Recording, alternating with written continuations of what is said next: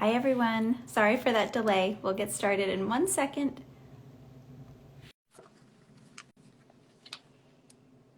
So great to see so many of you here. As soon as we connect, okay, that's better. Sorry about that. I couldn't change the orientation once it had started. Yeah, don't worry. Nice to But see you, Anna. yes, you too. You're right side up. Let's give folks a few more seconds to join, and then we'll kick things off. Okay. Okay. All right, good. Hello, everyone. Okay, why don't we get started? I think more people will probably join us. And for those of you that are here, welcome. Welcome to Book Club's Author Chats, where we introduce and connect with authors whose books are the stuff riveting book club discussions are made of. I'm Anna. For those of you that don't know me, I'm the founder of Book Clubs. Book Clubs is a site and app that makes organizing a book club simple. And we host a really engaged and engaging community of book clubs. So welcome to everyone that's here tonight. I'm joined by Tory Henwood Hoen, author of the just published, just released The Arc. Yes, and Tory is a writer, a former creative brand director, and a Brooklynite. The Arc is her first novel. It's a high concept love story that asks, is it possible to optimize our most intimate relationships?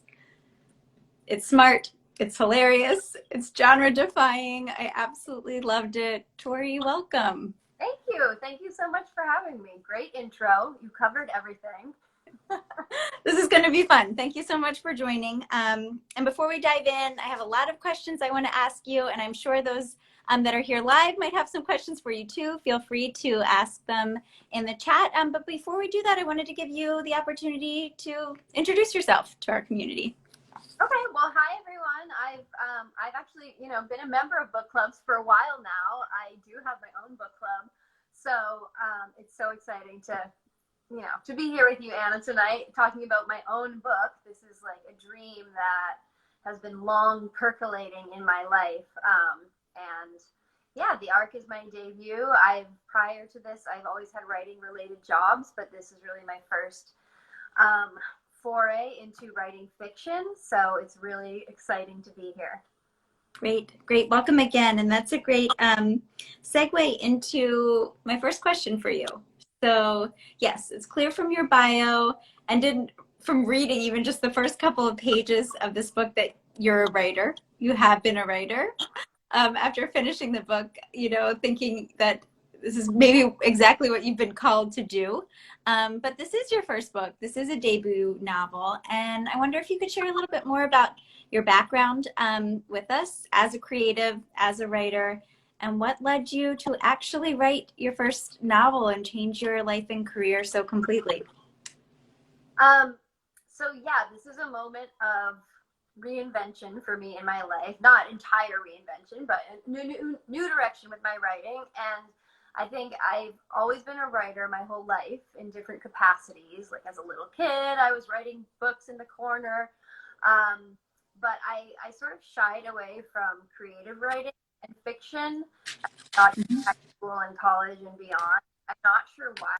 Maybe it's like I'm also a reader and I've had so much respect for the authors I've read my whole life. It sort of felt like I'm not ready to do that. Like I'll never live up to my own expectations. Mm-hmm. Definitely a fear of failure has been blocking me for a long time. So when I graduated from college, I worked at a small communications consultancy. Later, I did a lot of blogging. I worked in magazine journalism, and eventually I started working in content creation for different brands. And I was in the startup world at a fashion company called LaFleur. So I think all of my jobs have involved writing, whether it was copywriting or speech writing or blogging.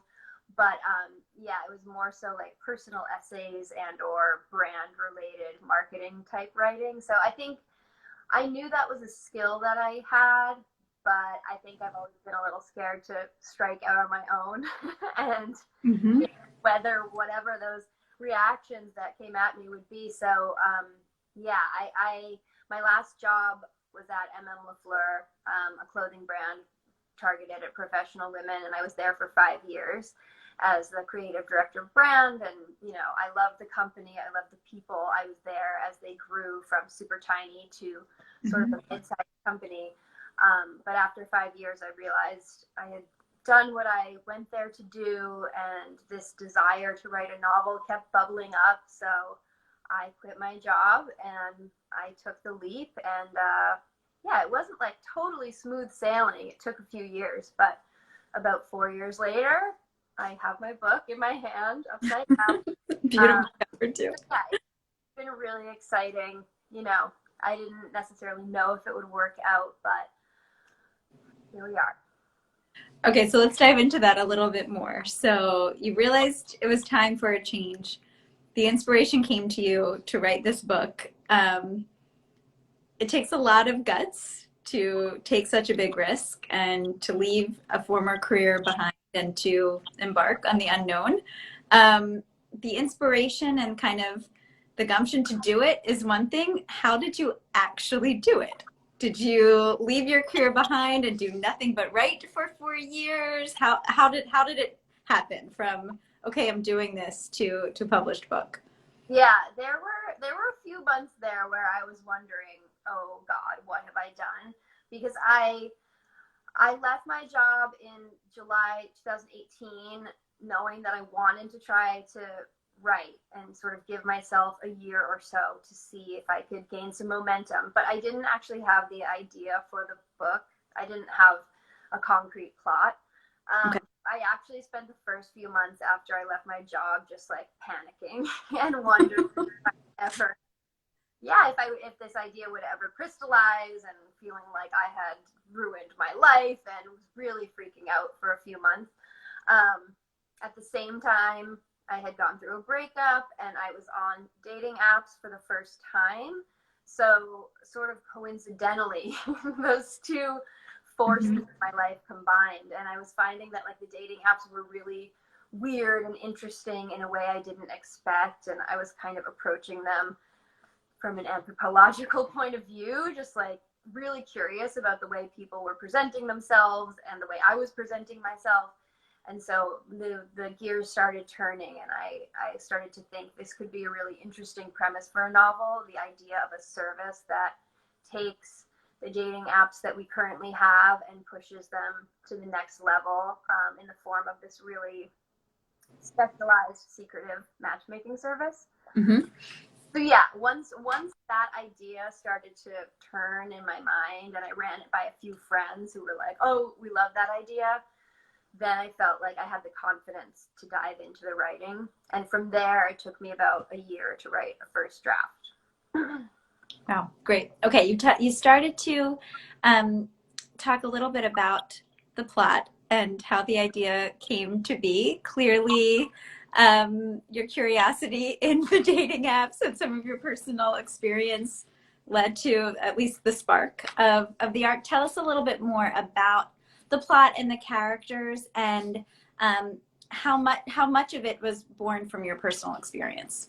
Yeah, so my first foray into the dating apps, I was 35. So I'd been hearing about them for years. I had friends who had tried them. I also have friends who never tried them and never will. So I'm sort of that age, I'm 38 now, where dating apps, you know, emerged while my friends were in our 20s and 30s. So I think sometimes the apps get a bad rap, and I sort of went in preparing for them to be horrible.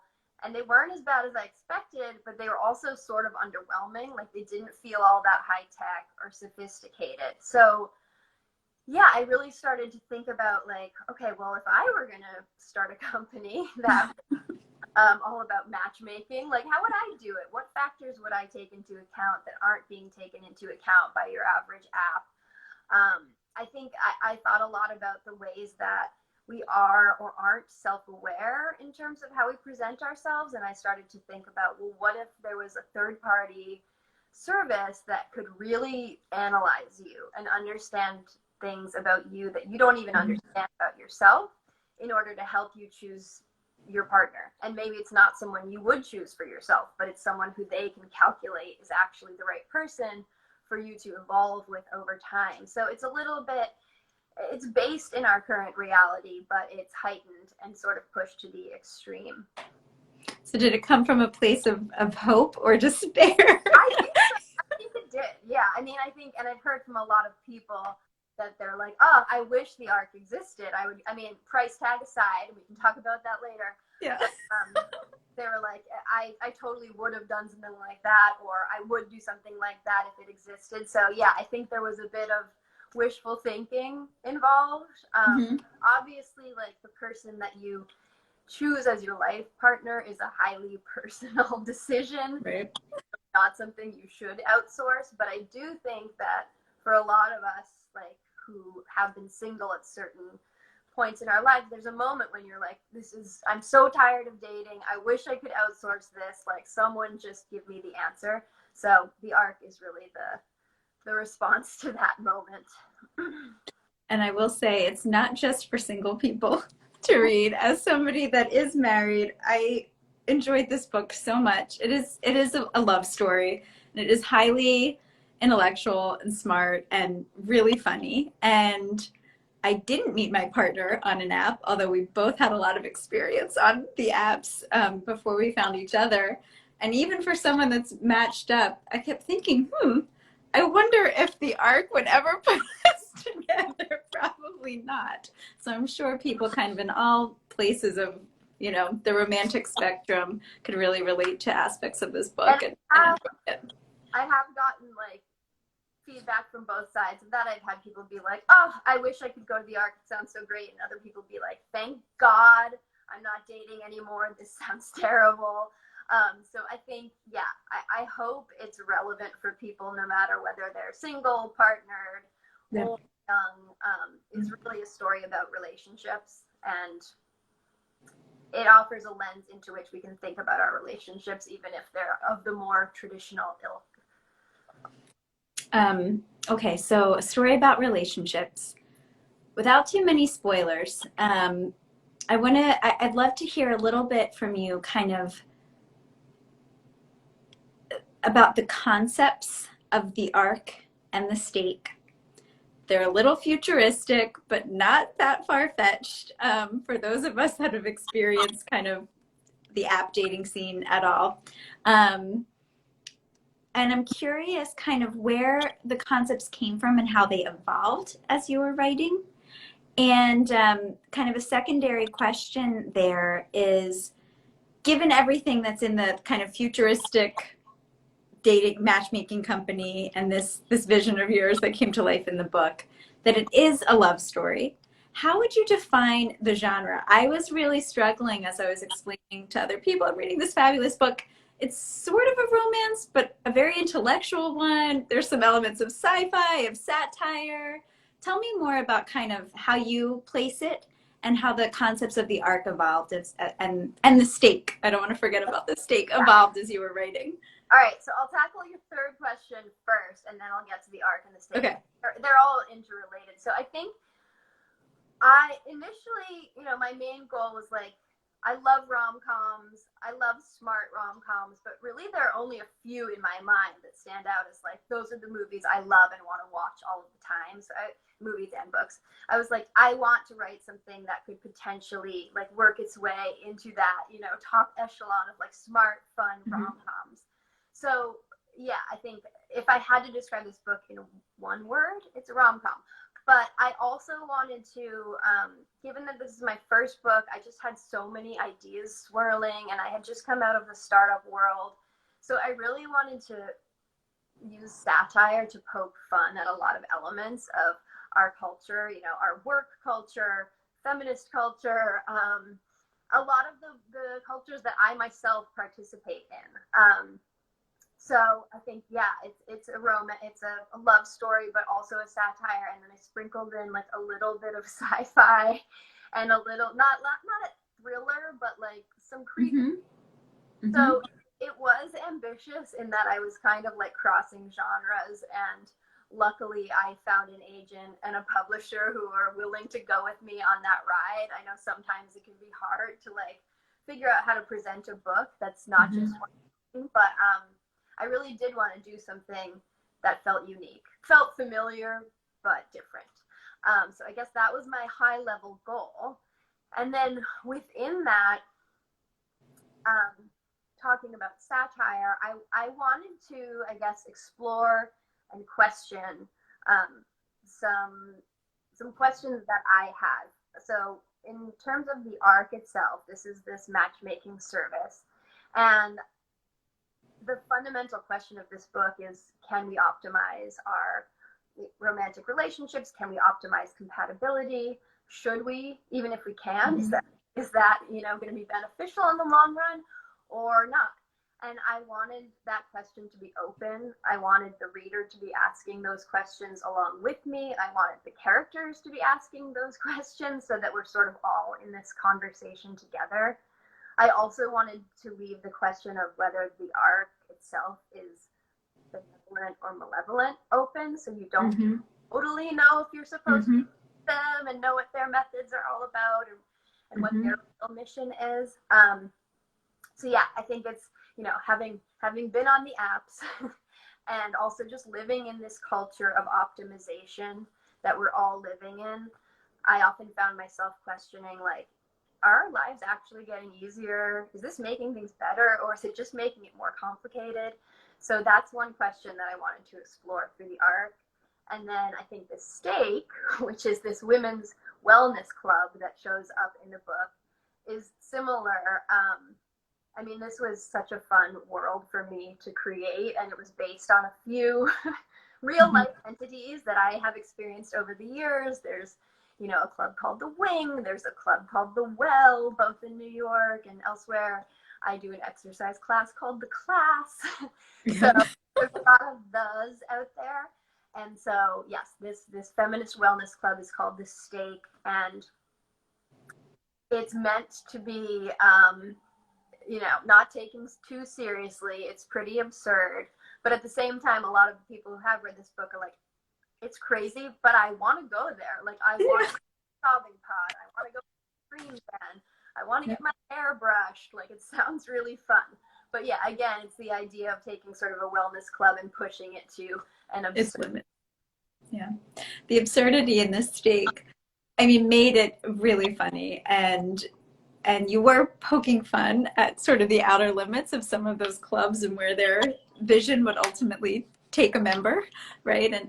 But at the same time, and maybe it's because of the past 2+ years of living in a pandemic society where there aren't a whole lot of in-person membership opportunities, I kept longing for the classes or community experiences that I once knew and were a regular part of my life, and also thinking, how can I sign up for one of these treatments? Does it exist somewhere? I actually did some research on some of them to see if they had been. So it was really funny. It was just really funny, Tory. And I think it clearly was an ambitious novel, kind of everything that you tried to put into one work, but you pulled it off. And you pulled it off in such a way, I think, that as a reader, it made it really fun and fresh and riveting, because it was evident early on, this isn't just a rom-com, and this is really making me think, and it's making me reflect, and it's making me laugh out loud. And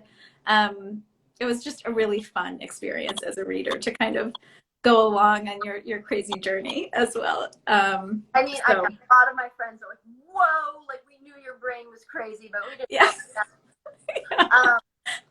Well, time for people to know. Yes. Yeah, the question of, like, who is this book for? Who's the audience? I think, I hope it will eventually have a wide audience. I think it's for anyone who wants to have, like, fun while they're reading. It's definitely an escape. It's not meant to be taken too seriously, but at the same time, it does touch on some pretty, like, fundamental universal themes and questions that we ask ourselves as humans. So it's not entirely frivolous, but it's definitely like an escapist read. Yeah, I would agree. You mentioned that you came from a startup or had experience in the startup world. There are a lot of startup themes explored in this book, and I just wanted to ask you a little bit more about that. there are so many themes that you touch on through comedy, Mm-hmm. startups, and some of the gender inequities in startups are one of them. But there's a serious tone as well. And so I wonder if you could expound a little bit. What did you hope to shine a light on from in startup culture through this Yeah. book? So this book is set in 2018 and 19, and that's pretty explicit. I wanted to make clear that it was set in a very specific moment in time in terms of where we were with all types of culture, but specifically startup culture. I think we were and still are living in this era where like entrepreneurship is being really fetishized, and there are all these sort of celebrity founders and Yeah. whereas young people used to aspire to be this or that, now a lot of young people are aspiring to start their own company, and that's great. Like, I think on many levels that's wonderful, but I also, I guess, given that I worked at a startup that I really loved, but I also got to experience many other facets of the startup industry, whether it was just like the jargon or interfacing investors or meeting other startup founders and just starting to realize like this is such a scene, and a lot of people are here with great business ideas, but a lot of people are here just to be part of the scene, and like they don't really it's questionable whether they're really adding value. So I think I wanted to address, yeah, I mean, there's a lot of material within the startup world that makes for funny scenarios, but also, yeah, there's real questions of like inequity, like who's getting funding, whose ideas are rising to the top, and I want to look critically at that as well.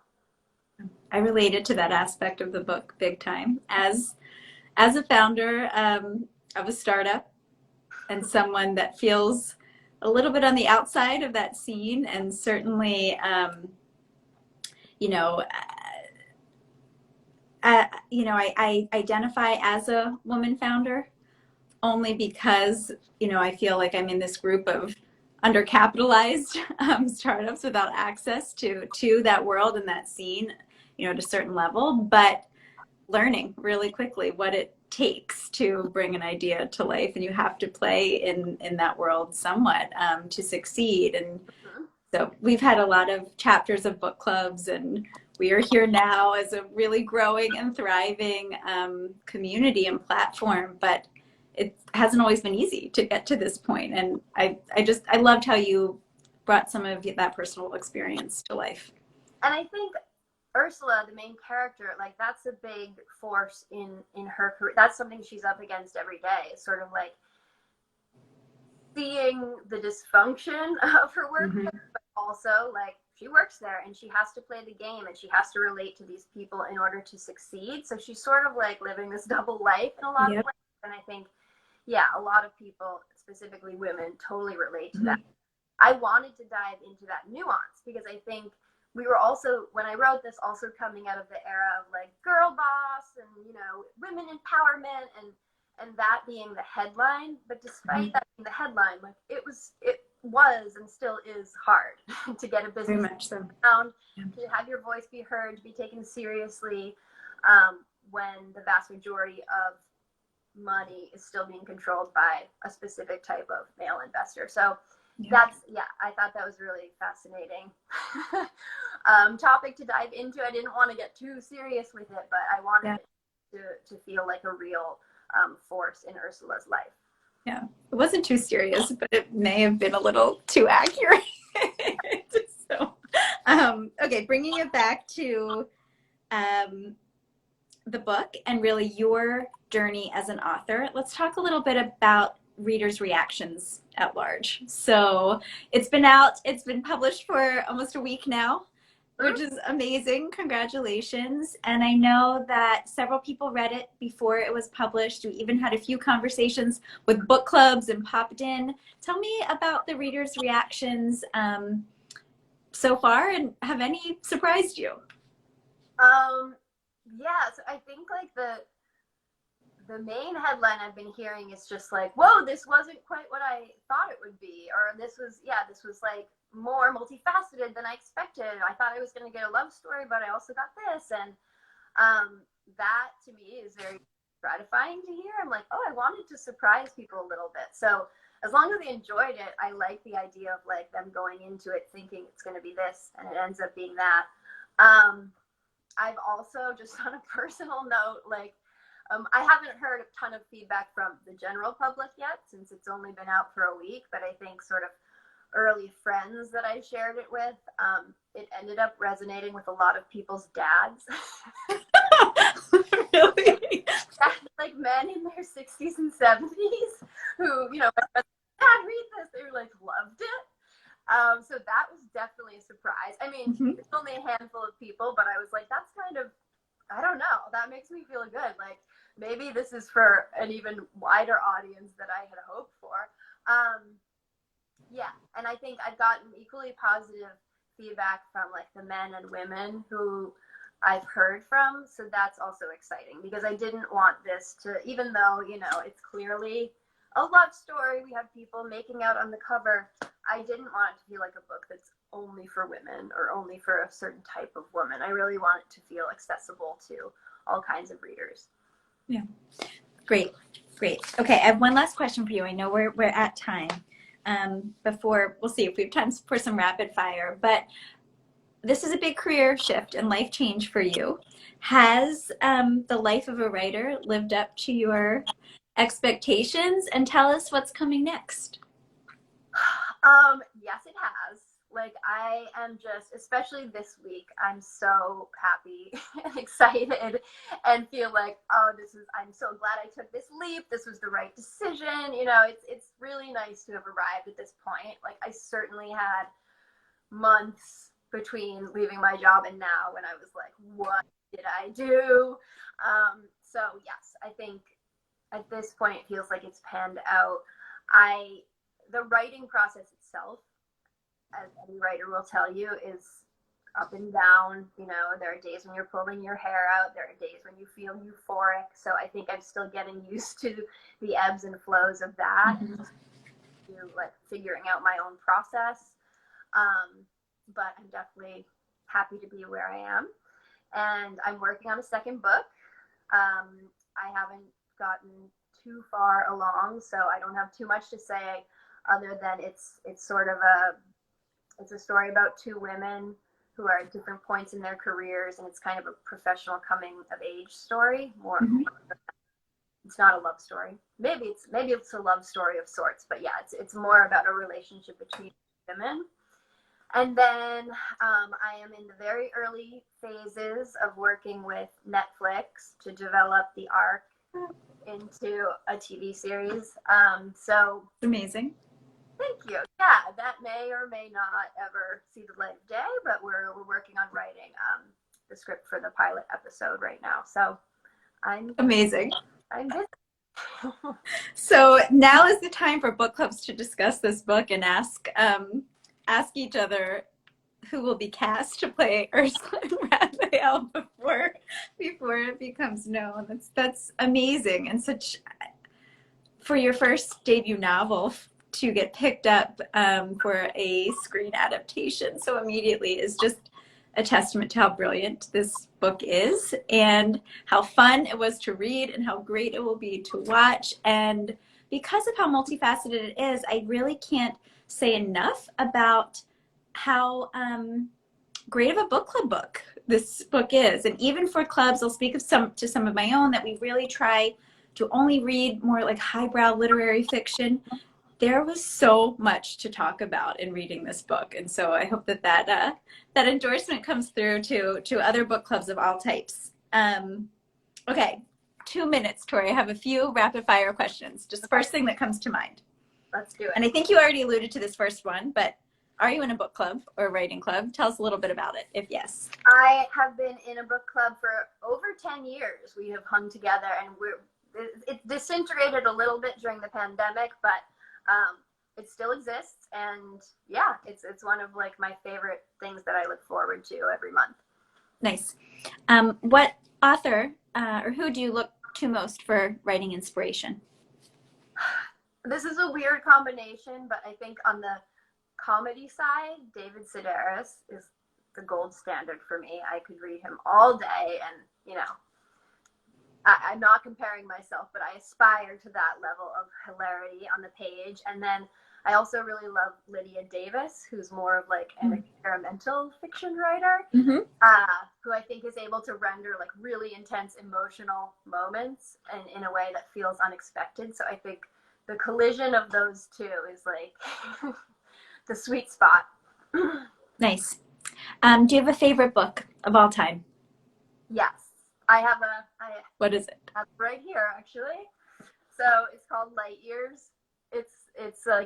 It's by James Salter. I think it was written in the 60s or something. It's sort of like, it has no plot. I really like books with no plots, even though, There's a clear arc and plot line to the arc. I don't think I have the like skill yet to write a book that doesn't have a plot, because you have to be like an exquisite writer to pull that off. But yes, it's about a marriage over the course of a few decades and sort of its dissolution. But it's just beautifully written. And then my contemporary favorite book is The Friend. Nice. Which is about a lot. I've read. It has some funniness to it, but it's also, it like really broke my heart in the way it talks about loss and friendships. So I love that one. Great. What's on your nightstand right now? I was very lucky to receive a copy. This is an advanced copy of Grant Ginder's next novel. This is his 5th novel, Let's Not Do That Again. Comes out in April, and it's about a dysfunctional family dealing with sort of an international crisis. The mother is a congresswoman, her daughter's sort of out of control in Paris, and takes place between New York and Paris, and it's really fun. Cool. Okay, you just released a rom-com in the month of February, so I have to ask, you don't have to answer, what are your plans for Valentine's Day? No, I have an answer. As of a few hours ago, I'm going out to dinner with my friend Miyako Nakamura. She's my old coworker from She's their designer, and we're gonna have dinner together. She's Japanese, so she's like doesn't care about Valentine's Day, and this year I don't really care about Valentine's Day. We're gonna hang out. Yeah, that's wonderful, and you have so much to celebrate this month, and hopefully this whole year you're just riding this wave. I'm so happy for you, Tory, and thanks for taking the time to chat with us. Thank you for having me, Anna. This was so much fun. Yeah. Best of luck to you. We'll be in touch. Thank you so much. Thank you. Bye, everyone. Have a good night. Bye.